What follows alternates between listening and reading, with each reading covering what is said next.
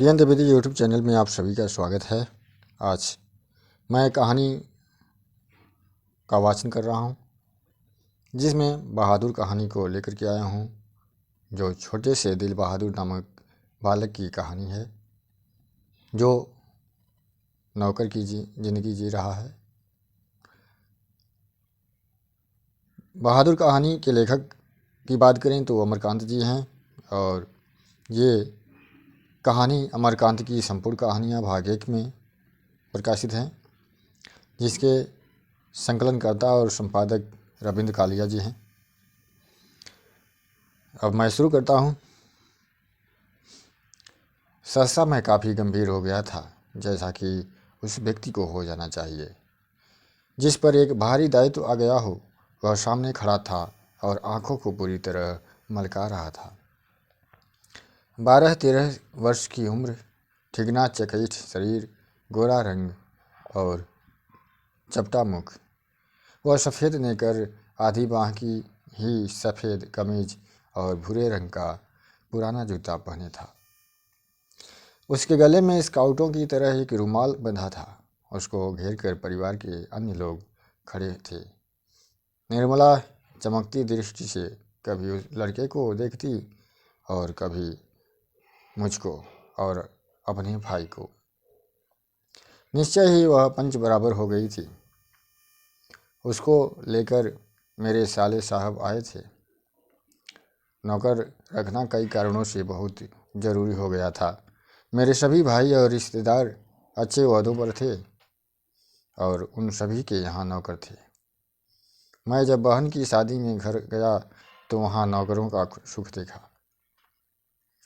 मेरी दोनों भाभियाँ रानी की तरह बैठकर चारपाइयाँ तोड़ती थी, जबकि निर्मला को सवेरे से लेकर रात तक खटना पड़ता था। मैं ईर्ष्या से जल गया। इसके बाद नौकरी पर वापस आया तो निर्मला दोनों जून नौकर चाकर की माला जपने लगी। उसकी तरह अभागिन और दुखिया स्त्री और कोई भी इस दुनिया में होगी? वे लोग दूसरे होते हैं जिनके भाग्य में नौकर का सुख होता है। पहले साले साहब से असाधारण विस्तार से उसका किस्सा सुनना पड़ा। वह एक नेपाली था जिसका गांव नेपाल और बिहार की सीमा पर था। उसका बाप युद्ध में मारा गया और उसकी माँ सारे परिवार का भरण पोषण करती थी। माँ उसकी एक बड़ी गुस्सैल थी और उसको बहुत मारती थी। माँ चाहती थी लड़का घर के काम धाम में हाथ बटाए, जबकि वह पहाड़ या जंगलों में निकल जाता और पेड़ों पर चढ़कर चिड़ियों के घोंसले में हाथ डालकर उनके बच्चे पकड़ता या फल तोड़ कर खाता। कभी कभी वह पशुओं को चराने के लिए ले जाता था। उसने एक बार उस भैंस को बहुत मारा जिसको उसकी माँ बहुत प्यार करती थी, और इसलिए उससे वह बहुत चिढ़ता था।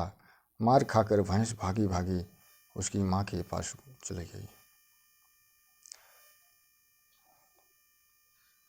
उसकी माँ कहती है, बेचारा बेजमान जानवर चरना छोड़कर यहाँ क्यों आएगा? जरूर लौंडे ने उसको मारा है, काफ़ी मारा है। वह गुस्से से पागल हो गई। जब लड़का आया तो माँ ने भैंस की मार का काल्पनिक अनुमान करके एक डंडे से उसकी दुगनी पिटाई की और उसको वहीं कराहता हुआ छोड़कर घर लौट आई। लड़के का मन माँ से फट गया और वह रात भर जंगल में छिपा रहा। जब सवेरा होने वो आया तो वह घर पहुंचा और किसी तरह अंदर चोरी चुपके घुस गया। फिर उसने घी की हंडिया में हाथ डालकर माँ के रखे रुपयों में से 2 रुपए निकाल लिए। अंत में 9-2-11 हो गया।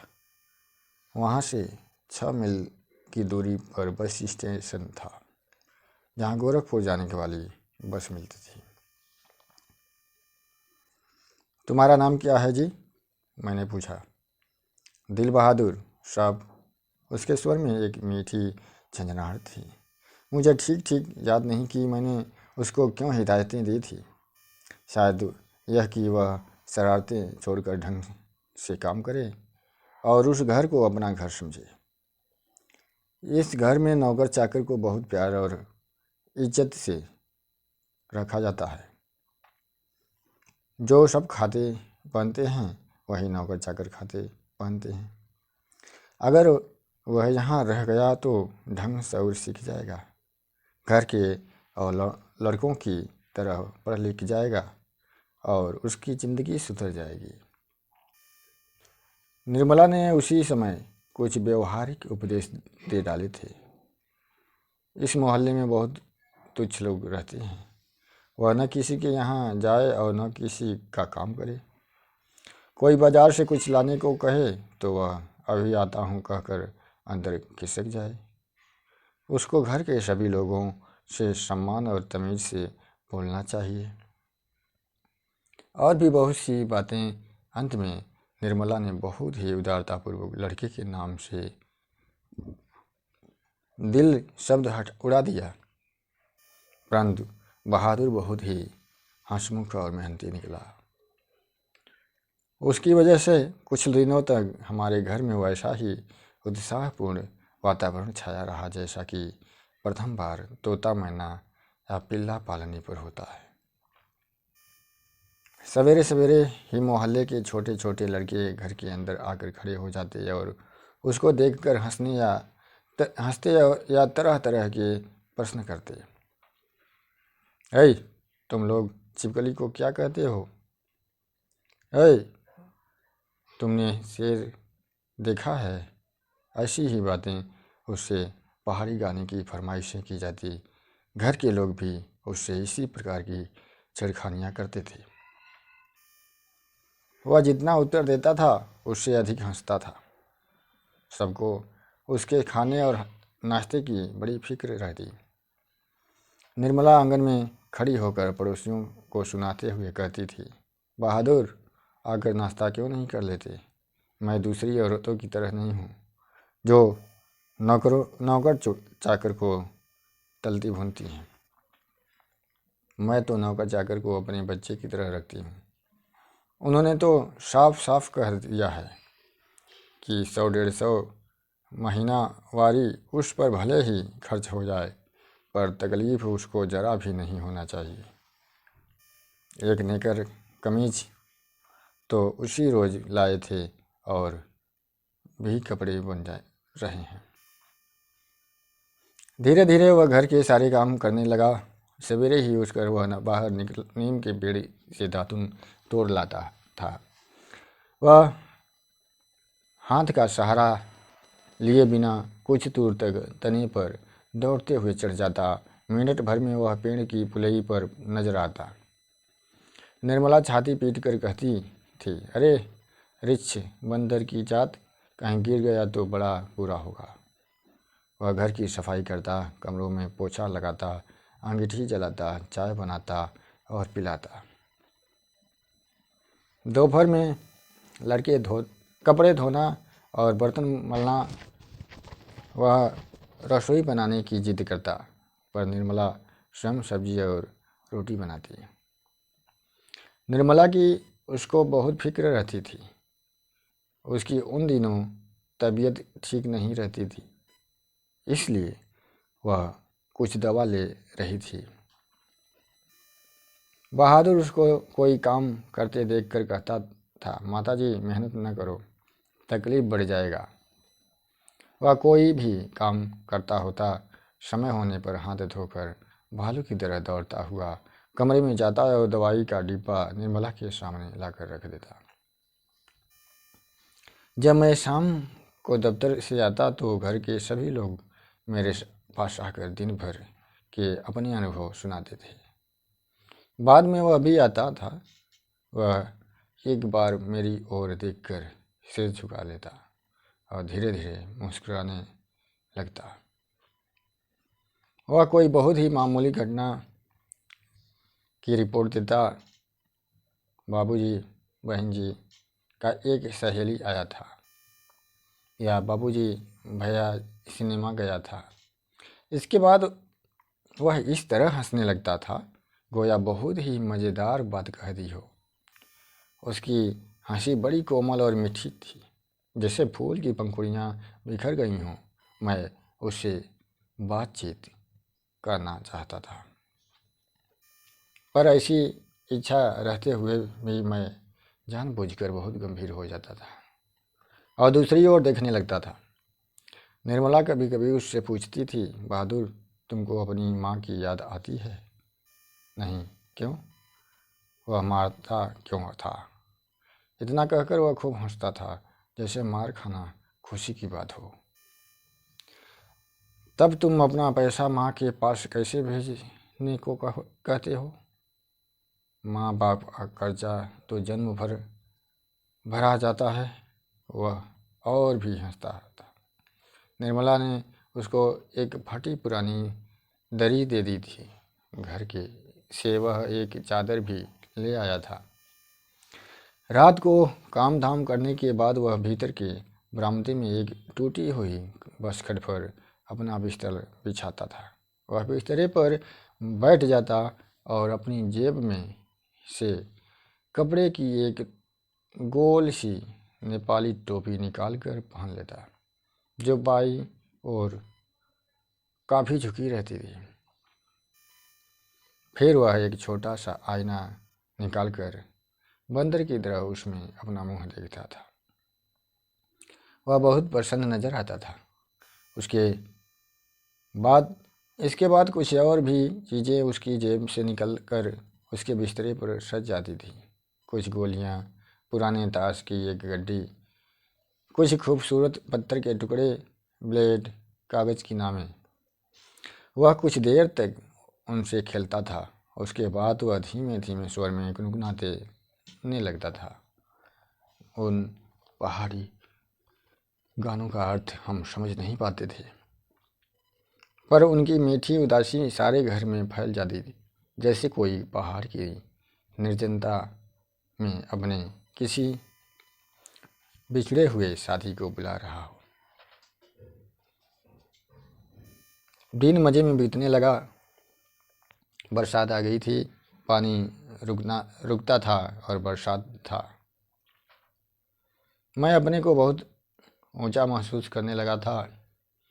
अपने परिवार और संबंधियों के बड़प्पन तथा शान बान पर मुझे ज़्यादा गर्व रहा है। अब मैं मोहल्ले के लोगों को पहले से भी तुच्छ समझने लगा। मैं किसी से सीधे मुंह बात नहीं करता, किसी की ओर ठीक से देखता भी नहीं था। दूसरे के बच्चों को मामूली सी शरारतें पर डांट डपट देता। कई बार पड़ोसियों को सुना चुका था, जिसके पास कलेजा है वही आजकल नौकर रख सकता है, घर के सवांग की तरह रहता है। निर्मला भी सारे मोहल्ले में शुभ सूचक ना दे आई थी। आधी तनख्वाह तो नौकर पर ही खर्च हो रही है, पर रुपया पैसा कमाया किस लिए जाता है? ये तो कई बार कह ही चुके थे कि तुम्हारे लिए दुनिया के किसी कोने से नौकर जरूर लाऊंगा। वही हुआ। निस्संदेह बहादुर की वजह से सबको सुख आराम मिल रहा था। घर खूब साफ और चिकना रहता, कपड़े चमाचम सफ़ेद। निर्मला की तबीयत भी काफ़ी सुधर गई। अब कोई एक खर भी न टक सकता था। किसी को मामूली से मामूली काम करना होता तो वह बहादुर को आवाज़ देता, बहादुर एक गिलास पानी, बहादुर पेंसिल नीचे गिरी है उठाना। इसी तरह की फरमाइशें। बहादुर घर में फिरकी की तरह नाचता रहता। सभी रात में पहले ही सो जाते थे और सवेरे 8 बजे से पहले न उठते थे। मेरा बड़ा लड़का किशोर काफ़ी शान शौकत और रोब-दाब से रहने का कायल था। उसने बहादुर को अपने कड़े अनुशासन में रखने की आवश्यकता महसूस कर ली थी। फलतः उसने अपने कभी सभी काम बहादुर को सौंप दिए। सवेरे उसे उसके जूते में पॉलिश लगनी चाहिए। कॉलेज जाने के ठीक पहले साइकिल की सफाई ज़रूरी थी। रोज़ ही उसके कपड़ों की धुनाई और इस्त्री होनी चाहिए।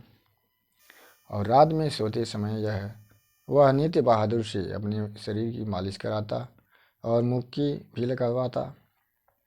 पर इतनी सारी फरमाइशों की पूर्ति में कभी कभी कोई गड़बड़ी भी हो जाती। जब ऐसा होता, किशोर गर्जन तर्जन करने लगता, उसको बुरी बुरी गालियां देता और उस पर हाथ छोड़ देता। मार खाकर बहादुर एक कोने में खड़ा हो जाता, चुपचाप। देख बे, किशोर चेतावनी देता, मेरा काम सबसे पहले होना चाहिए। अगर एक काम भी छूटा तो मारते मारते होलिया टाइट कर दूंगा। साला काम चोर, करता क्या है तू? बैठा बैठा खाता है। रोज ही कोई न कोई ऐसी बात होने लगी जिसकी रिपोर्ट पत्नी मुझे देती थी। मैंने किशोर को मना किया, पर वह नहीं माना। तो मैंने यह सोचकर छोड़ दिया कि थोड़ा बहुत तो यह चलता ही रहता है। फिर एक हाथ से ताली कहाँ बजती है। बहादुर भी बदमाशी करता होगा। पर एक दिन जब मैं दफ्तर से आया तो मैंने किशोर को एक डंडे से बहादुर की पिटाई करते हुए देखा। निर्मला कुछ दूरी पर खड़ी होकर हाँ हाँ कहती हुई मना कर रही थी। मैंने किशोर को डांट कर अलग किया। कारण यह था कि शाम को साइकिल की सफाई करना बहादुर भूल गया था। किशोर ने उसको मारा और तथा गालियां दी तो उसने उसका काम करने से भी ही इनकार कर दिया। तुम साइकिल साफ क्यों नहीं करते? मैंने उससे कड़ाई से पूछा। बाबूजी, भैया ने मेरे बाप को क्यों लाकर खड़ा किया? वह रोते हुए बोला। मैं जानता था कि किशोर उसको और भी भद्दी गालियां देता था, लेकिन आज उसने सुअर का बच्चा कहा था जो उसे बर्दाश्त न हुआ। निसंदेह वह गाली उसके बाप पर पड़ती थी। मुझे कुछ हंसी आ गई। खैर, किशोर के व्यवहार को अच्छा नहीं कहा जा सकता, पर गृह स्वामी होने के कारण मुझ पर कुछ और गंभीर दायित्व भी थे। मैंने उसे समझाया, बहादुर, ये आदतें ठीक नहीं। तुम ठीक से काम करोगे तो तुमको कोई कुछ भी नहीं कहेगा। मेहनत बहुत ज़रूरी अच्छी चीज़ है। जो उससे बचने की कोशिश करता है वह कुछ भी नहीं कर सकता। रूठना फूलना मुझे सख्त नापसंद है। तुम तो घर के लड़के की तरह हो। घर के लड़के मार नहीं खाते। हम तुमको जिस सुख आराम से रखते हैं वह कोई क्या रखेगा? जाकर दूसरे घरों में देखो तो पता लगे, नौकर चाकर भरपेट भोजन के लिए तरसते रहते हैं। चलो, सब खत्म हुआ, अब काम धाम करो। वह चुपचाप सुनता रहा, फिर हाथ मुंह धोकर काम करने लगा। जल्दी वह प्रसन्न भी हो गया। रात में सोते समय वह अपनी टोपी पहनकर देर तक गाता रहा। लेकिन कुछ दिनों बाद एक और भी गड़बड़ी शुरू हुई। निर्मला बहुत पतली पतली रोटियां सेकती थी, इसलिए वह रोटी बनाने का काम कभी बहादुर से नहीं लेती थी। लेकिन मोहल्ले की किसी औरत ने उसे यह सिखा दिया कि परिवार के लिए रोटियां बनाने के बाद वह बहादुर से कहे कि वह अपनी रोटी खुद बना लिया करे, नहीं तो नौकर चाकर की आदत खराब हो जाती है। महीन खाने से उसकी आदत बिगड़ जाती है। यह बात निर्मला को जच गई थी और रात में उसने ऐसा ही प्रयोग किया। वह अपनी रोटियां बनाकर चौके में से उठ खड़ी गई। बहादुर का मुंह उतर गया। वह चूल्हे के पास सिर झुकाकर चुपचाप खड़ा रहा। क्या हो गया रे? निर्मला ने पूछा। वह कुछ नहीं बोला। चल, चुपचाप बना अपनी रोटियां। तू सोचता है कि मैं तुझे पतली पतली नरम नरम रोटियां सेक कर खिलाऊंगी? तू कोई घर का लड़का है? नौकर चाकर तो अपना बनाकर खाते ही रहते हैं। तीता तो इनको इसलिए लग रहा था कि सारे घर के लिए मैंने रोटियां बनाई, इनको अलग करके इनके साथ भेद क्यों किया? वाह रे, इसके पेट में तो लंबी दाढ़ी है। मैं समझ जा, रोटियां नहीं सेकने का तो भूख रहेगा। पर बहादुर उसी तरह खड़ा रहा जो तो निर्मला का गुस्से से बुरा हाल हो गया। उसने लपक कर उसके माथे पर 2-3 थप्पड़ जड़ दिए। सुअर कहीं के, इसलिए तुझे किशोर मारता है, इसी वजह से तेरी माँ भी मारती थी होगी। चल बना रोटी। मैं नहीं बनाऊंगा। मेरी माँ भी सारे घर की रोटियां बनाकर मुझे से रोटी सेकवाती थी। वह रोने लगा था। तो क्या मैं तेरी माँ हूँ कि तू मुझसे जिद कर रहा है? करके लड़कों के बराबर बन गया रहा है। मारते मारते मुंह रंग दूंगी। पर उसने अपने ही लिए रोटी नहीं बनाई। मुझे भी बड़ा गुस्सा आया। मैंने उसको डांटा और समझाया, पर वह नहीं माना। रात भर वह भूखा ही रहा। पर सवेरे उठकर वह पहले ही की तरह ही हंसने लगा। उसने अंगीठी जलाकर अपने लिए रोटियां सेकी। अपनी बनाई मोटी और भद्दी रोटियों को देखकर वह खिलखिलाने लगा। फिर रात की बची हुई सब्जी से उसने खाना खा लिया। लेकिन निर्मला का भी हाथ खुल गया था। वह उससे कुछ छीन भी रह गई थी। अब बहादुर से कोई भी गलती होती तो वह उस पर हाथ चला देती। उसको मारने वाले अब घर में 2 व्यक्ति हो गए थे और कभी कभी एक गलती के लिए उसको दोनों मारते। बरसात बीत गई थी। आकाश दर्पण की तरह स्वच्छ दिखाई देता। मैंने बहादुर को की माँ के पास चिट्ठी लिखी थी कि उसका लड़का मेरे पास मज़े में है और मैं उसकी तनख्वाह के पैसे उसके पास भेज दिया करूँगा। लेकिन कई महीने के बाद भी उधर से कोई जवाब नहीं आया था। मैंने बहादुर से कह दिया था कि उसका पैसा यहाँ जमा रहेगा, जब वह घर जाएगा तो लेता जाएगा। पर अब बहादुर से भूल गलतियाँ अधिक होने लगी थी। शायद इसका कारण मारपीट और गलौज हो। मैं कभी कभी उसको रोकना चाहता, फिर यह सोचकर चुप लगा जाता कि नौकर चाकर तो मारपीट खाते ही रहते हैं। एक दिन रविवार को मेरी पत्नी के एक रिश्तेदार आए। वह बीवी बच्चों के साथ आए थे। वह अपने किसी खास संबंधी के यहाँ आए थे, तो यहाँ भी भेंट मुलाकात करने के लिए चले आए थे। घर में बड़ी चहल पहल मच गई। मैं बाजार से रोहू मछली और देहरादूनी चावल ले आया।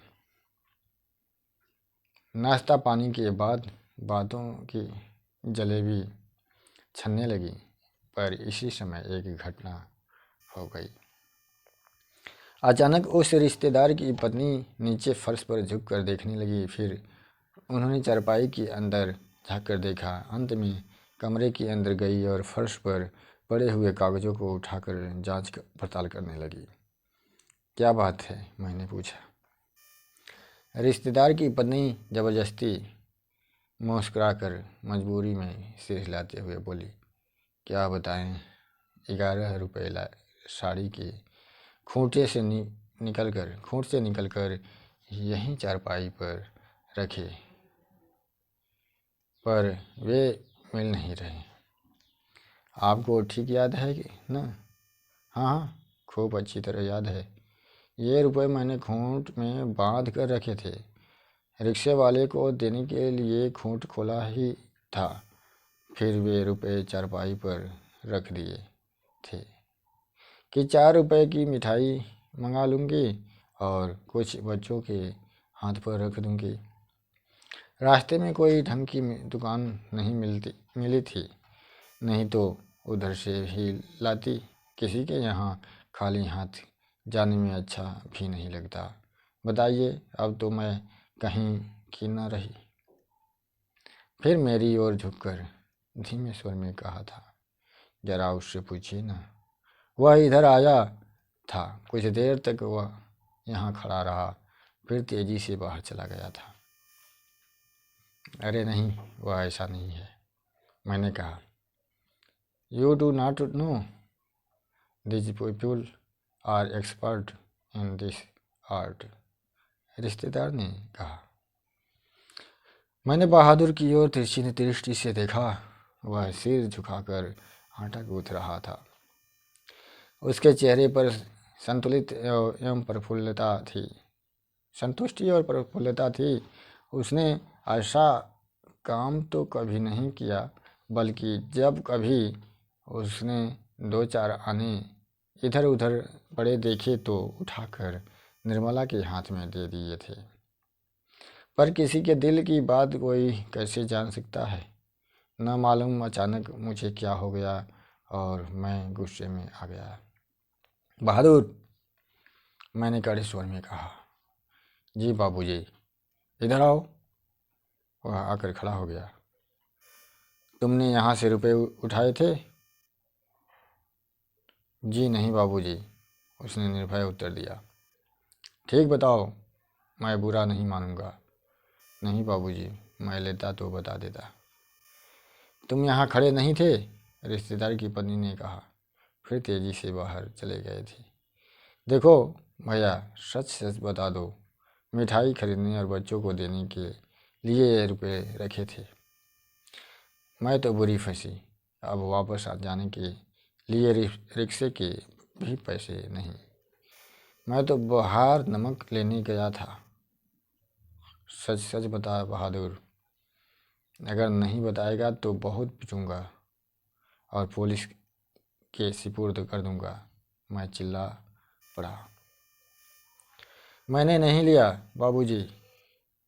बहादुर का मुंह काला पड़ गया था। पता नहीं मुझे क्या हो गया, मैंने सहसा उछलकर उसके गाल पर एक तमाचा जड़ दिया। मैं आशा कर रहा था कि ऐसा करने से वह बता देगा। तमाचा खाकर वह गिरते गिरते बचा। उसकी आंखों से आंसू गिरने लगा। मैंने नहीं लिया। इसी समय रिश्तेदार साहब ने एक अजीब हरकत की। अच्छा छोड़िए, इसको पुलिस के पास ले जाता हूँ। इतना कहकर उन्होंने बहादुर का हाथ पकड़ लिया और उसको दरवाजे की ओर घसीट कर ले गए। पर दरवाजे के पास उससे धीरे से बोले, देखो तुम मुझे बता दो, मैं कुछ नहीं करूँगा, बल्कि तुमको इनाम में 2 रुपये दे दूँगा। पर बहादुर ने इनकार कर दिया। इसके बाद रिश्तेदार साहब 2-3 बार उसको दरवाजे की ओर खींच कर ले गए, जैसे पुलिस को देने ही जा रहे हैं। किसी झाड़ी वाड़ी में छिपा आया होगा या ज़मीन में गाड़ आया होगा। मैं तो इन सबों को खूब जानता हूँ। भालू बंदर से कम थोड़े होते हैं ये। चलिए, इतना नुकसान लिखा था। इसके बाद निर्मला ने भी उसको डराया धमकाया और 2-4 तमाचे जड़ दिए। वह नहीं करता रहा। इस घटना के बाद बहादुर काफ़ी डांट मार खाने लगा। घर के सभी लोग उसको कुत्ते की तरह दुराया करते। किशोर तो जैसे उसकी जान के पीछे पड़ गया था। वह उदास रहने लगा और काम में लापरवाही करने लगा। एक दिन मैं दफ्तर से विलंब से आया। निर्मला आंगन में चुपचाप सिर पर हाथ रख कर बैठी थी। अन्य लड़कों का पता नहीं था, केवल लड़की अपनी माँ के पास खड़ी थी। अंगीठी अभी नहीं चली थी। आंगन गंदा पड़ा था। बर्तन बिना मले हुए रखे थे। सारा घर जैसे काट रहा था। क्या बात है, मैंने पूछा। बहादुर भाग गया। भाग गया? क्यों? पता नहीं। आज तो कुछ हुआ ही भी नहीं था। सवेरे से ही बड़ा प्रसन्न था। हमेशा माताजी किए रहा। दोपहर में खाना खाया, उसके बाद आंगन से सिलबट्टा लेकर बरामदे में रखने जा रहा था कि सिल हाथ से छूटकर गिर गई और 2 टुकड़े हो गई। शायद इसी डर से वह भाग गया कि लोग मारेंगे, पर मैं इसके लिए उसको थोड़े कुछ कहती। क्या बताऊं, मेरी किस्मत में आराम ही नहीं। कुछ ले गया, यही तो अफसोस है। कोई भी सामान नहीं ले गया। उसके कपड़े, उसका बिस्तर, उसके जूते सभी छोड़ गया है।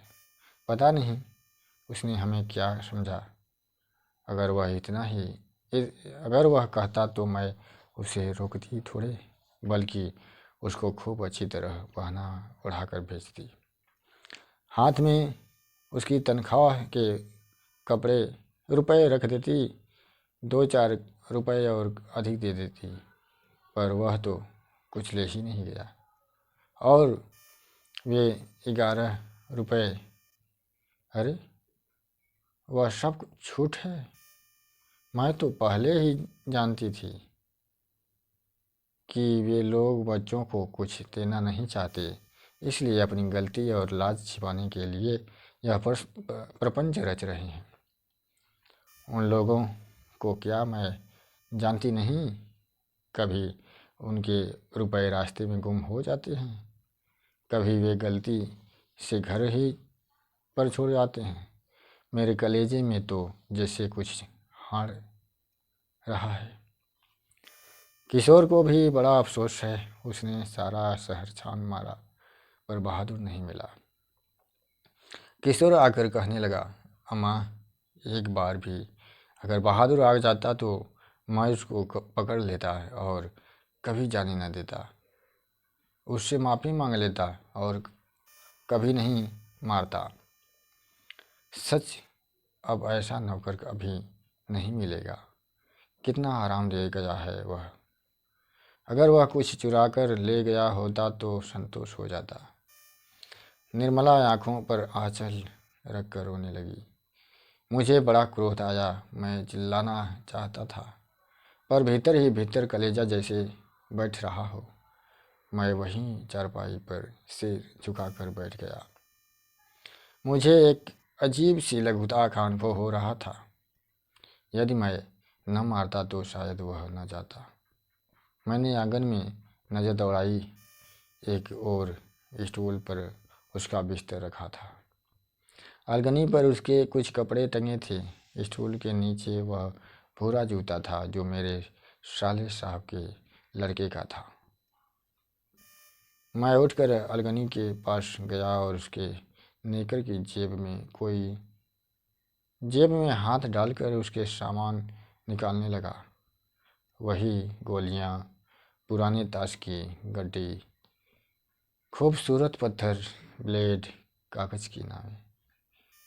इस प्रकार ये कहानी समाप्त होती है। ये पूरी कहानी रही।